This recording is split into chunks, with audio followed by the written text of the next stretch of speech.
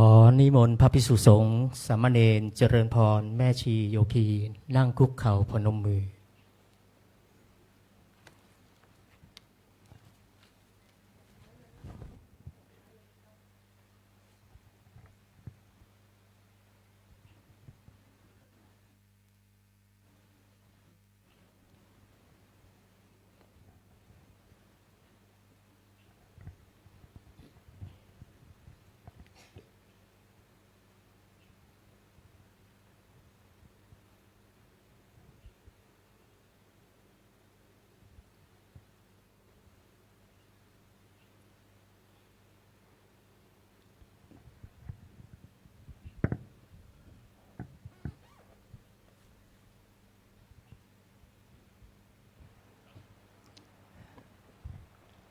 บูชาพระรัตนตรัยอิมินาสการเรนะอิมินาสการเรนะพุทธังอภิปูชยามะพุทธังอภิปูชยามะอิมินาสการเรนะอิมินาสการเรนะธัมมังอภิปูชยามะธัมมังอภิปูชยามะอิมินาสการเรนะอิมินาสการเรนะสังฆังอภิปูชยามะสังฆังอภิปูชยามะอะระหังสัมมาสัมพุทโธภควาอะระหังสัมมาสัมพุทโธภควาพุทธังภควันตังอภิวาเทมิพุทธังภควันตังอภิวาเทมิสวากขาโตภควตาธัมโมสวากขาโตภควตาธัมโมธัมมังนัมสสามิธัมมังนัมสสามิสุปฏิปันโนภควโตสาวกสังโฆสุปฏิปันโนภควโตสาวกสังโฆสังฆังนามามิสังฆังนามามิหันนามยังพุทธัสสะภควโตปุพพาคะนะมะการังกะโรมาเสนะโมตัสสะภะคะวะโตอะระหะโตสัมมาสัมพุทธัสสะนะโมตัสสะภะคะวะโตอะระหะโตสัมมาสัมพุทธัสสะนะโมตัสสะภะคะวะโตอะระหะโตสัมมาสัมพุทธัสสะอัญชรีวันทาอภิวาทอัญชรีวันทาอภิวาทอัญชรีวันทาอภิวาทอัญชรีวันทาอัญชรี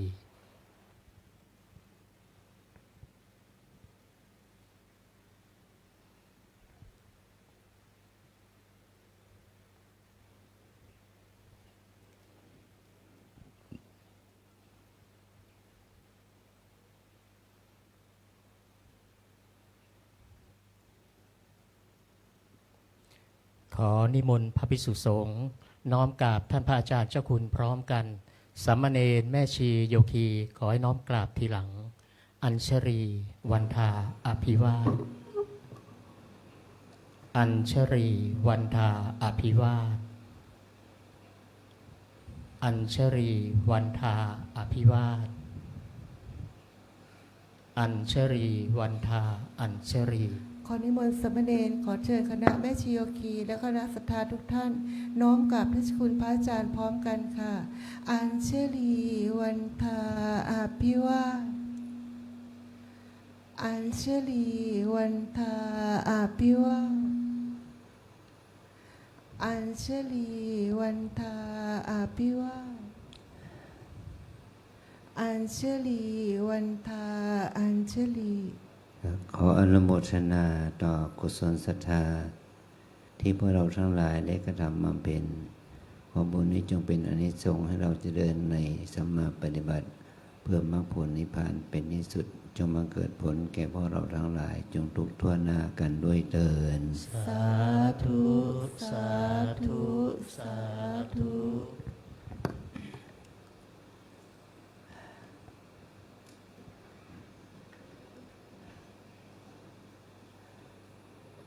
หลวงพ่อขอบคุณนะขอบใจนะลุงเนรนะได้มา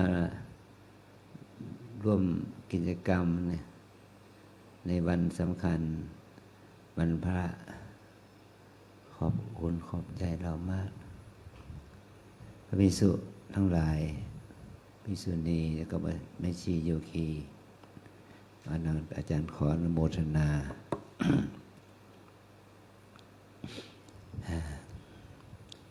วันนี้เป็นวันพระสุดท้ายของวันปฏิโมกข์มันเป็นวันพระวันปฏิโมกข์สุดท้ายของฤดูหนาวแต่เราก็ไม่หนาวเนาะมันร้อนละมันนี่แหละเป็นธรรมชาติ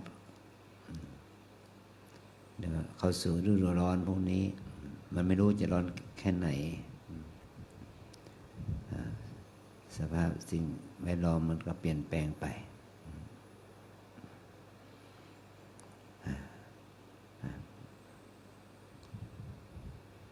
เมื่อเราพูดกันฤดูกาลเรามี3 ฤดูคิมหัน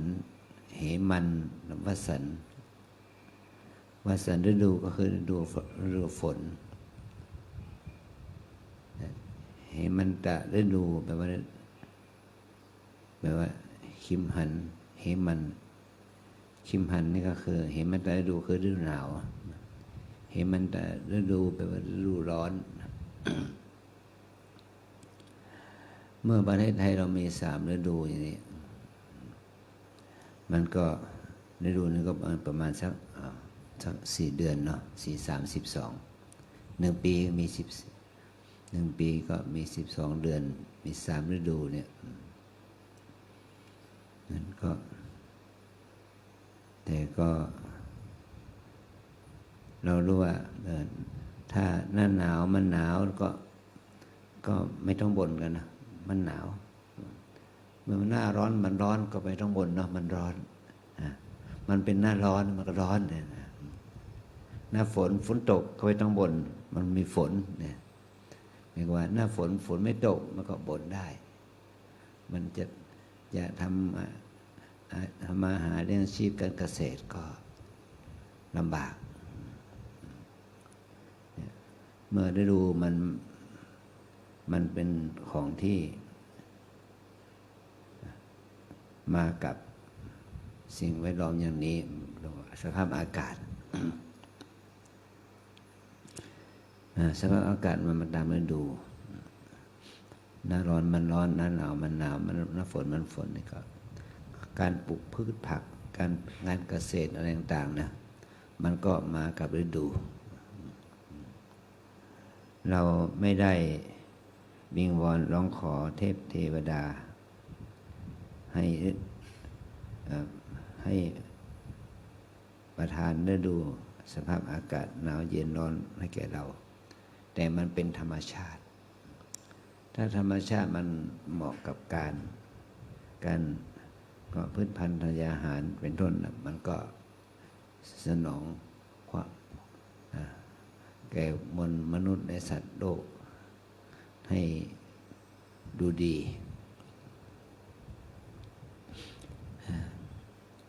แม้แต่ว่าเราเป็นพระสงฆ์เนี่ยตอนที่พระพุทธเจ้าสอนธรรมะใหม่ๆมีพระอริยเจ้าเป็นพระอรหันต์เจ้าทั้งหลายเนี่ยก็ท่านก็ไม่ยึดติดในเรื่องฤดูกาลไม่ยึดติดในเรื่องของวันเวลาข้างขึ้นข้างแรมแต่ชาวบ้านเขายึดติดเนาะเขาก็บ่นว่าสมณะสักยะบุตรเนี่ยไม่รู้จักวันเวลาไม่รู้จักข้างขึ้นข้างแรมไม่รู้จักปักขันนาที่เป็นข้างขึ้นข้างแรมอะไรอย่างนี้นะ ไม่รู้เรื่องวันเข้าวันออก ไม่ได้ดูไม่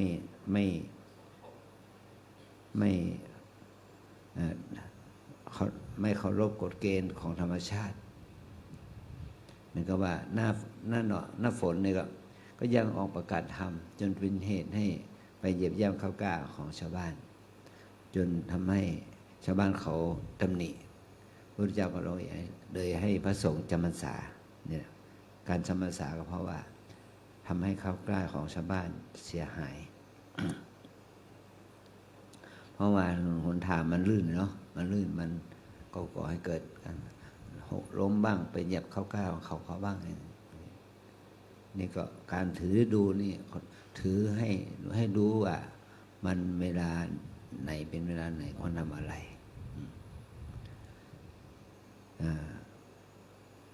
ตอนหลังมาก็มีการกำหนดนะว่าถ้า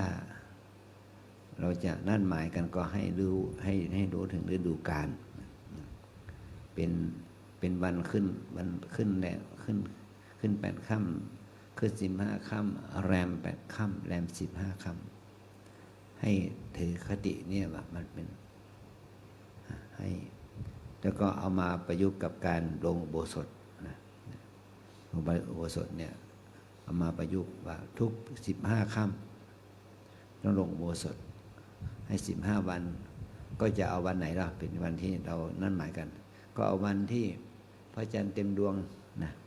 ให้เป็นรู้ว่าเป็นวันอุโบสถนะหรือว่าเป็นวันที่พระจันทร์ดับดวงก็เป็นวันอุโบสถเนี่ยอย่างนี้แหละ เราจะเห็นว่าฤดูกาลก็เป็นสิ่งสมมุติที่เอามาเป็นขึ้นไขให้เรานั้นได้ทำกิจกรรมน้อยใหญ่ร่วมกันได้แต่มาต่อมาเมื่อมีการเราสมมุติกันโดยเป็นปฏิทินนะปฏิทินจันทรคติปฏิทินสุริยคติ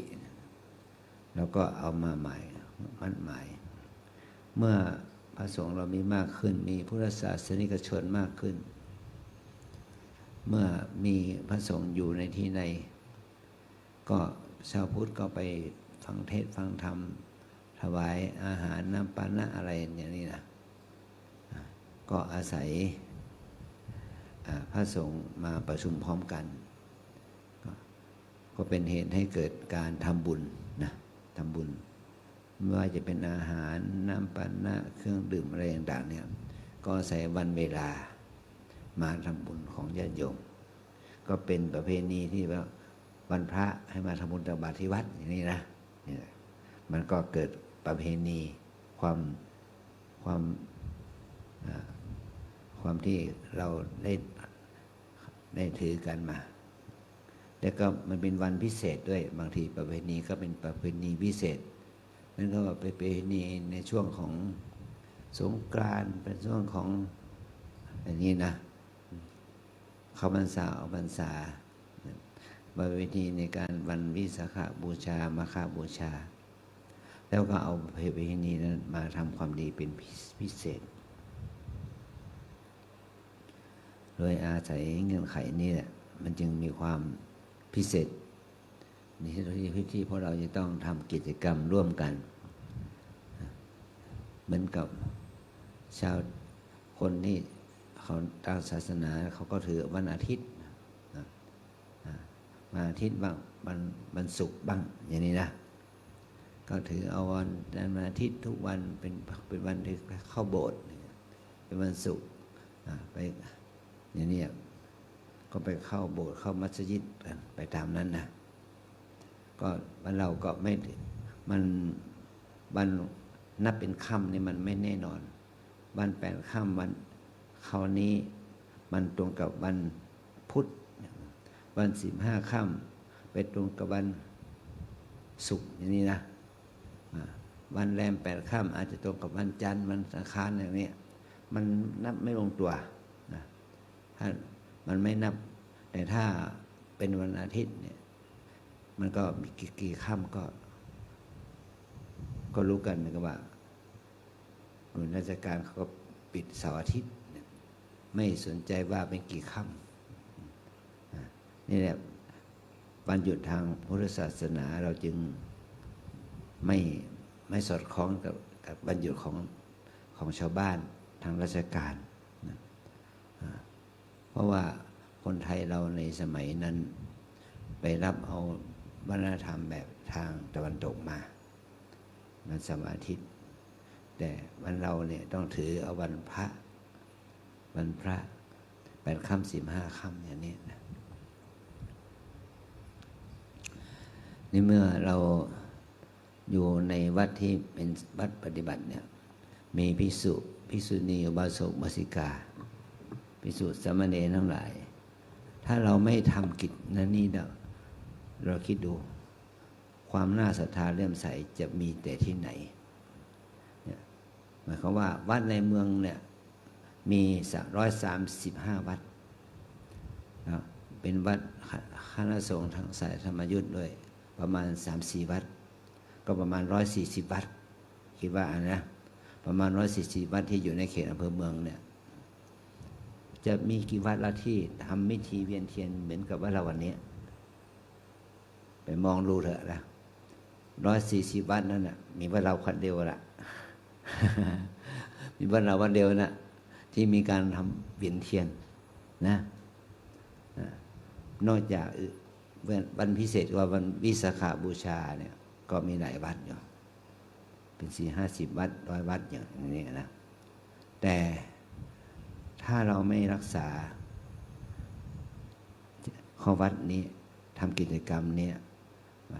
ทุกวันตอนเช้าเราก็สมุนตักบาตรเนาะวันที่บรรทบุญตักบาตรนี่ก็ทำบุญตักบาตรนี่มีมากหน่อยมันประมาณสัก10-20 วัด20-30 วัดคงจะถึงจาก140 วัดเนี่ยประมาณสัก20-30 วัดที่มีการทำบุญตักบาตรแต่กิจกรรมเวียนเทียนเนี่ยเราวัดที่ทำเนี่ยมันมีน้อยมากนี่ไม่ใช่ว่าเราไปดูหมิ่นเขาแต่ว่าประเพณีที่คนจะมาร่วมกันทำกิจกรรมเป็น10เป็น100เนี่ยเขาไม่มีเขาก็ไม่ทำนะเขาก็ไม่ทำนะกิจกรรมที่เกี่ยวกับการแบบไปพระสวดมนต์ฟังเทศนะเราก็มีการฟังเทศทั้งสถานญาติโยมก็ฟังเทศฟังธรรมผู้ปฏิบัติธรรมนี่ก็ฟังเทศฟังธรรมเพราะว่ามีคนที่มาปฏิบัติธรรมเนี่ยจึงทำให้เกิดการทำกิจกรรมที่เป็นบุญเกิดขึ้นนะไม่ก็ว่าเพราะเราเนี่ยเป็นพระใหม่เราได้มีกิจกรรมทำวัดสวดมนต์ภาวนาเนี่ยมันมีกิจกรรมสำหรับสร้างบุญสร้างกุศลนะบำเพ็ญกุศลมันก็เกิดขึ้นอย่างนี้นี่ก็ไม่ใช่ว่าอาจารย์ขยันนะก็ขี้เกียจเหมือนกันนะ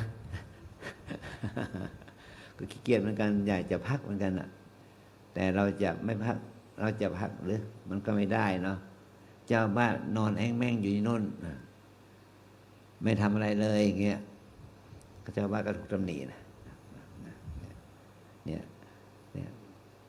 พระลูกวัดก็จะต้องทำนะช่วยกันทำการทำงานนั่นนี่1 2 3 4เนี่ยกิจกรรมมันก็เกิดขึ้นเป็นบุญกุศลก็บุญกุศลมันก็จะเกิดขึ้นในการทำทุกอย่างก็เพื่อบุญนั่นแหละเพื่อรักษาประเพณีวัฒนธรรมที่ดีงามทางพุทธศาสนาเพื่อเป็นตัวอย่างที่ดีว่าเราเกิดขึ้นมาเนี่ยปีหนึ่ง365 วันเนี่ย12 เดือนเนี่ยเราจะต้องทำมันดีกันทุกวัน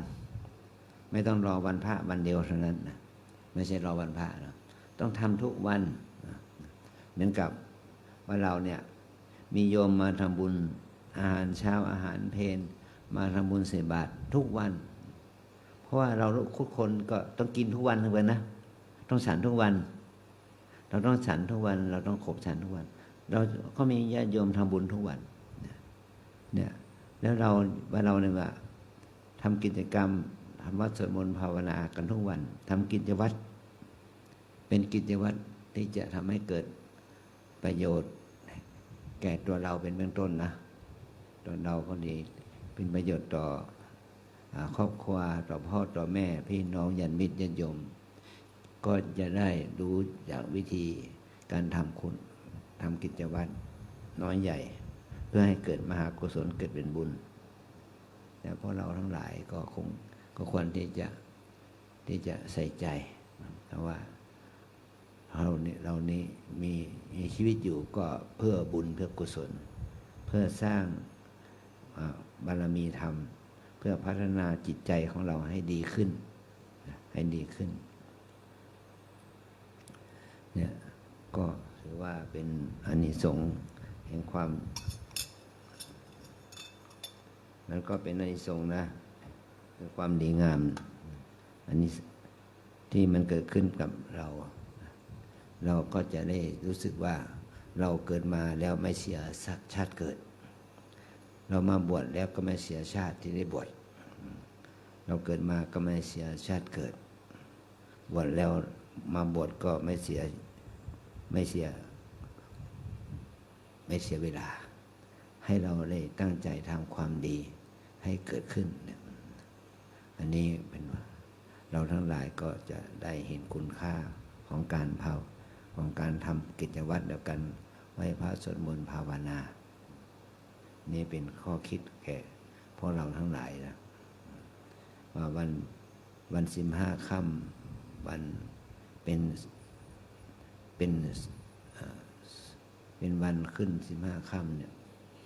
ก็ให้เราเอาวันเวลาเนี่ยมาทำความดีบางวัดนั่นจึงว่าวัดในสายของหลวงพ่อชาอย่างเนี้ยกลางคืนของวันพระนะท่านจะถือเนสชิว่าปฏิบัติธรรมไม่นอนหลับฝึกจิตฝึกใจฝึกตนเองไม่นอนหลับนะฝึกแต่ก็เพราะเราก็ไม่ได้ถือเนสชิเฉพาะวันพระนะเราถือเนสชิหมายความว่าภิกษุสามเณรแม่ชีโยคีทั้งชาวไทยชาวต่างประเทศเนี่ยถ้าปฏิบัติกรรมฐานภาวนาเนี่ยเดินระยะ1จนถึงระยะ6เนี่ยแล้วก็สามารถที่จะเจริญจิตสมาธิภาวนาเนี่ยตั้งแต่15 นาทีเป็นจนถึง1 ชั่วโมงเนี่ยประมาณสัก20 กว่าวันนะประมาณ23 วัน25 วันเนี่ยเราต้องให้เข้าในสติ3 วัน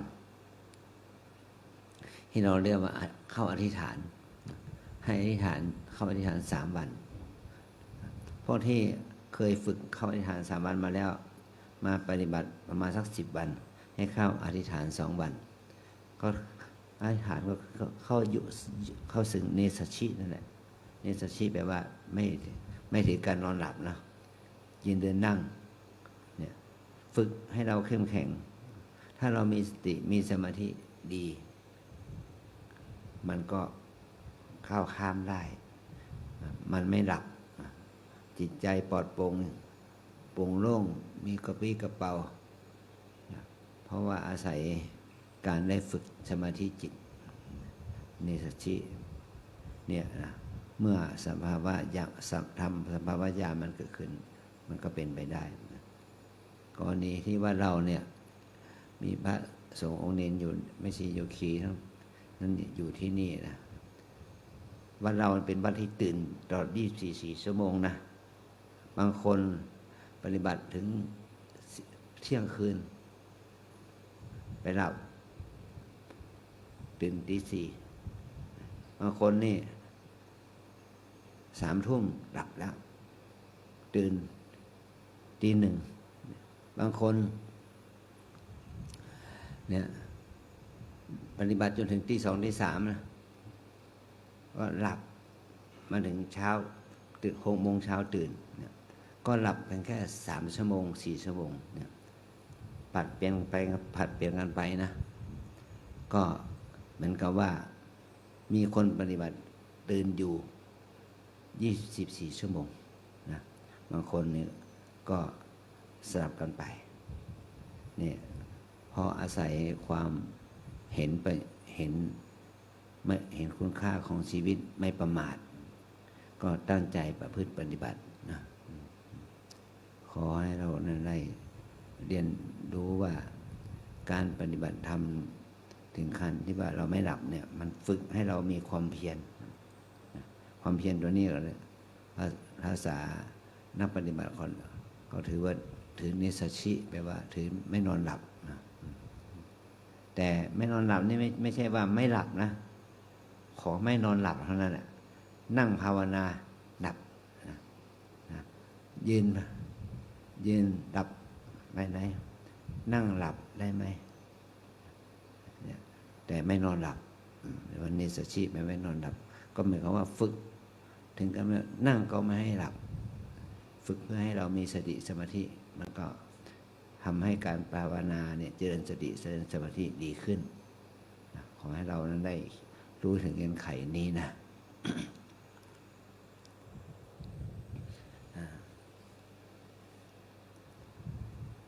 ทำไมองค์ไหนที่ว่าอยู่ภาษาอังกฤษอยู่ที่ประเทศอังกฤษนะแล้วก็มาบวชเนี่ยพูดภาษาอังกฤษได้ไหมได้นะเดี๋ยวโอ้เอามานี่แล้วจะให้มาคุยได้คุยให้คุยกับชาวต่างชาติหน่อยอยู่คีชาวต่างชาติหน่อยเอาไมค์มาเนี่ย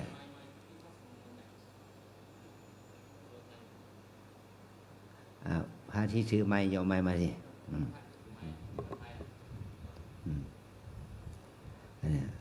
ขอให้เรา Today we have ceremony for worship the Tibetan Gem in Vientiane ceremony. But today we have the translator. He can speak English tonight. Hello, I'm the translator. วันนี้เราถือว่าวันพระเนี่ยเป็นวันที่ศักดิ์สิทธิ์ของชาวพุทธที่มีความเลื่อมใสใน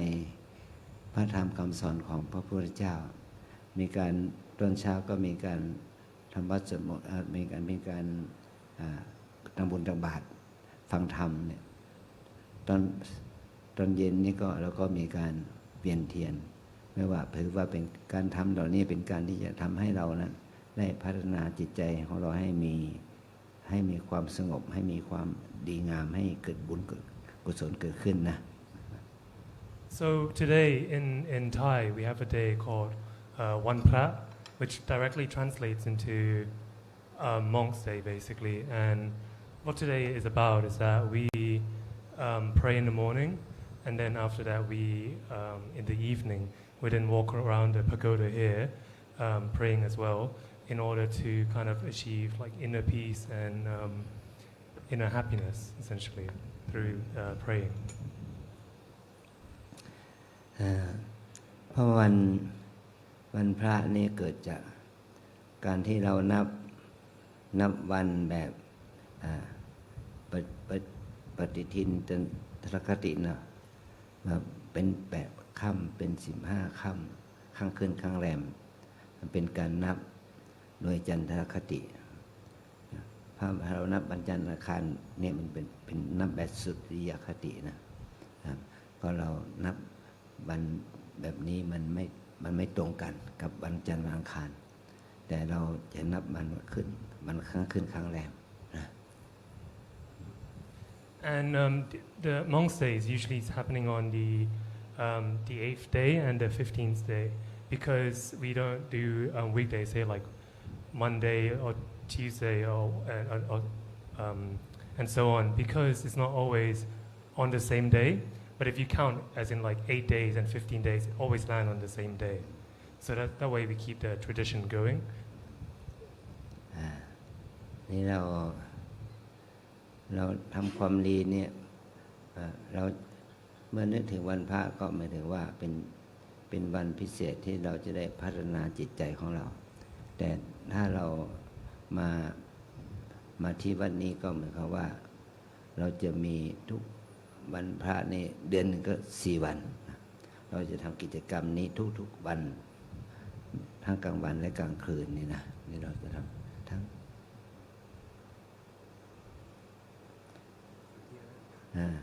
ว่าเดือนหนึ่งมันมี4 วันวันพระเนี่ย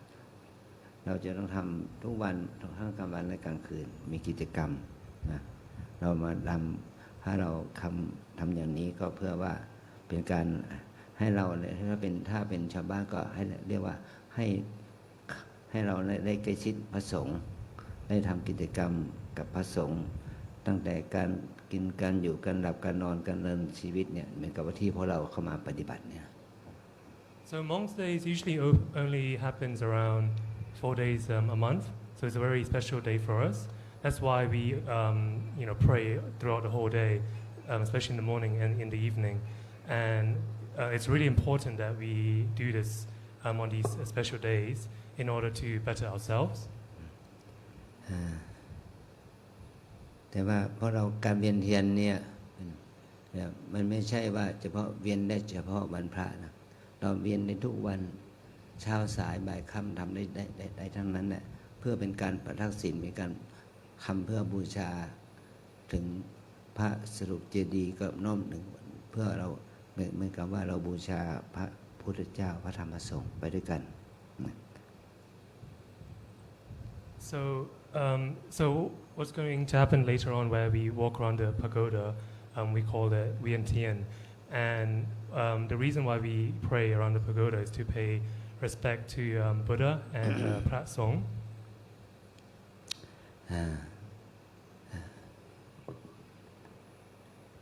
ถ้าเราเวียนนี่ก็เพื่อให้เราได้สติได้สมาธิได้ความสุขได้ความเย็นใจเกิดขึ้นในการเวียนเทียนเพราะนั่นแหละมันก็เป็นการเวียนเพื่อให้เกิดความสงบเพื่อให้เกิดมหากุศลให้เกิดบุญกับเรานะ And in this process, what will also happen is that you will kind of, what's the word? Gain some patience from this. And again, with the thing with the inner peace through this process is to come to terms with yourself and just in general, just staying calm and collected with your inner self. Thank you. ขอบคุณมาก Thank you very much. full moon special full moon มัน not full moon ปกตินะ มี special full moon มันก็ว่า holy full moon เราจะทำให้วันเพ็ญคือ15 ค่ำเป็นวันเพ็ญที่ดีงามที่ศักดิ์สิทธิ์ที่เป็นเหตุให้เรานั้นได้น้อมนึกถึงพระรัตนตรัยเราจะต้องทำให้จิตใจของเราเป็นมหากุศลเป็นบุญเกิดขึ้นนะอันนี้ขอแค่นี้นะวันนี้เรามีเจ้าภาพถวายน้ำปานะคุณโยมอรวรรณเกียรติศิลป์ได้คณะครอบครัวได้ถวายน้ำปานะเราให้พรโยมหน่อยนะให้พรสัพพิติโยวิวัชชันตุสัพพะโลกโควินาศตุมาเตภวันวันตรายโยสุขีหุยคายุโกภวะอภิวันธนาสิริสนิจังวุฒาปัจจายโนจันตารโอธรรมวัฏฏันติอายุวันโนสุขังภาลัง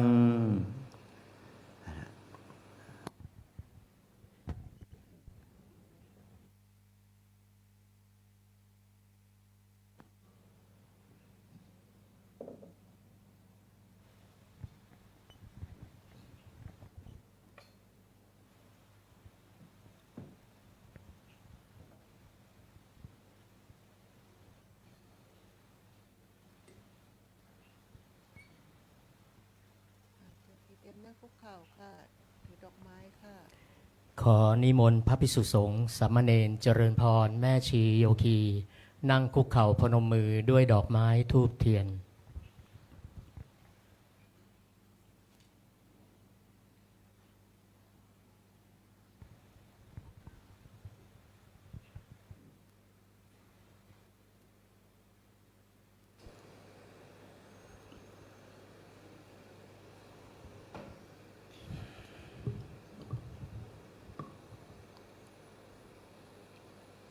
บูชาดอกไม้ธูปเทียนต่อพระรัตนตรัยยะมัมหะโขมะยัง อะโขมยัง ภะคะวันตัง ภะคะวันตัง สารนังคตา สารนังคตา เราเป็นผู้ถึง เราเป็นผู้ถึง พระผู้มีพระภาคเจ้า พระผู้มีพระภาคเจ้า พระองค์ใด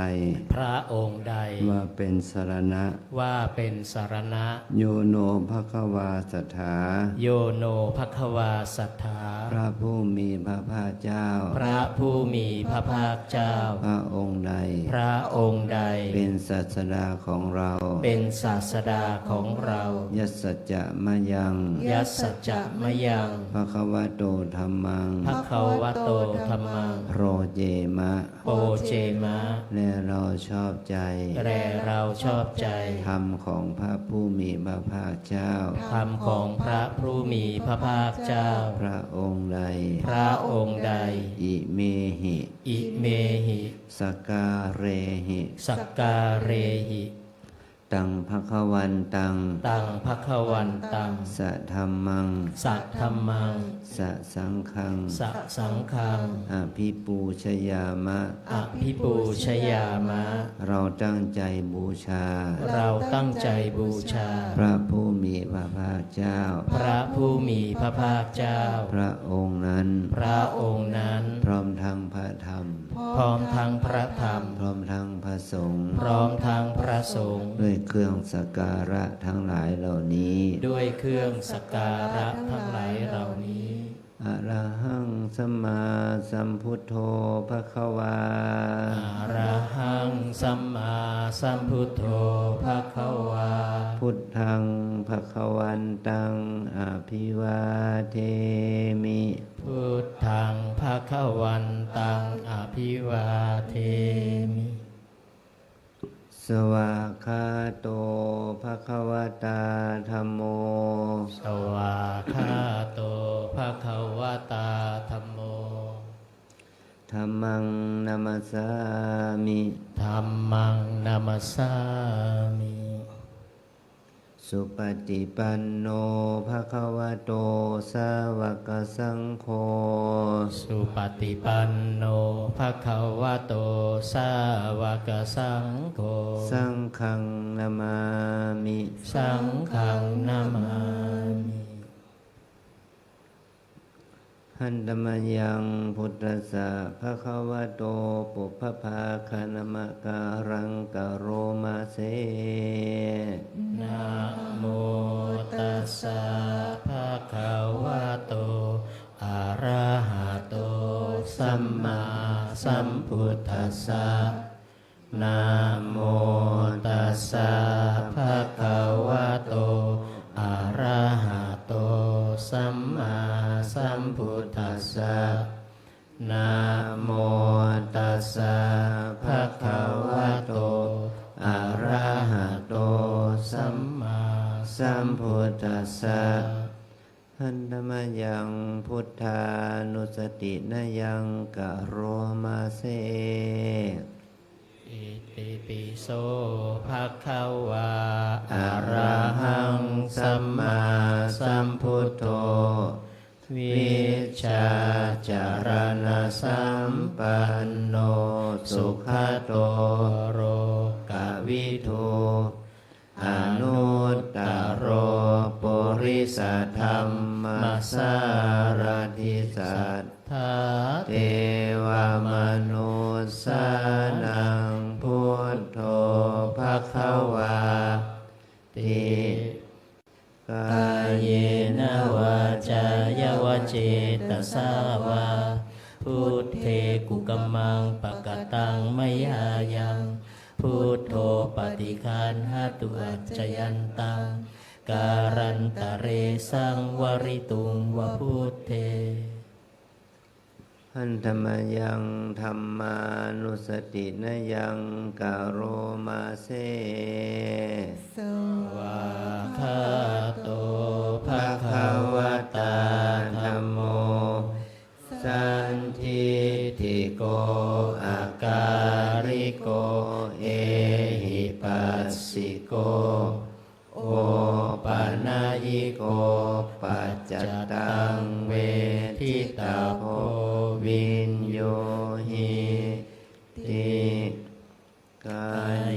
เนวาจายวเจตสาวาธัมเมกุกัมมังปะกตังมยายังธัมโมปฏิคันหตุอัจจยันตังการันตะเรสังวริตุงวะธัมเมทันธรรมยังสังขานุสตินยังกะโรมาเซ สุ สุ ป ป ฏิ ฏิ ปั ปั น น โน โนภะคะวะโตสาวกสังโฆอุชุปฏิปันโนภะคะวะโตสาวกสังโฆยายาปฏิปันโนภะคะวะโตสาวกสังโฆสามีจิปฏิปันโนภะคะวะโตสาวกสังโฆยะทิทังจัตตาริปุริสายุคานิอัตถปุริสบุคลาเอสะภะคะวะโตสาวกสังโฆอาหุนายโยปาหุนายโยทักกินายโยอัญชาริการณิโยอนุตตรังบุญญาเขตังโลกัสสะติกายเยนวาจายวเจตสาวาสังเคปุกมังปะกตังมยายังสังโฆปฏิคันหตุอัจจยันตังการันตะเรสังวริตุงวสังเคเอาโยคีลุกขึ้นเลยค่ะเดินตามแม่ชีมาแม่ชีไปข้างหน้าเอาโยคีลุกมาเลยค่ะลุกมาเลยค่ะเดินตามมาเลยค่ะ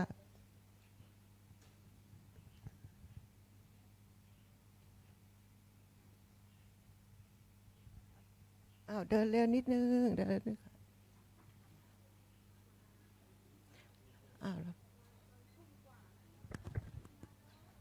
เดินไปเลยค่ะหน้ากระดาษเรียงสี่อะค่ะ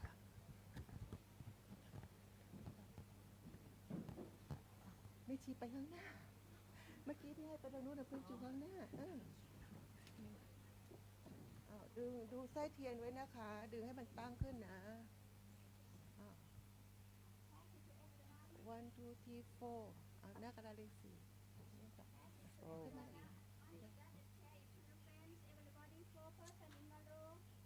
ใครจุดแล้วต่อให้เพื่อนค่ะดูไส้เทียนด้วยนะให้มันตั้งขึ้นนะคะจุดเฉพาะเทียนนะคะทูบยังไม่จุดนะคะเดินขึ้นมาก่อนนะคะเดินขึ้นมาก่อนให้อยู่ในแถวก่อนแล้วค่อยจุดก็ได้